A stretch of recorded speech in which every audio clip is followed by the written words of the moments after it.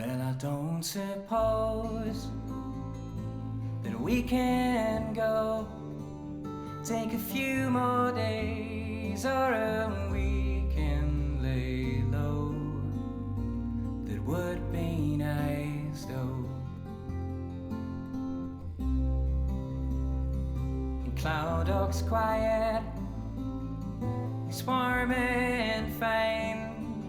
He just walks around, all dreams of for a while.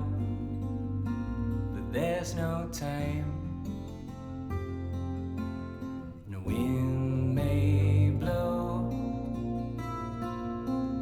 above the town and the road, but we're at home. Don't suppose I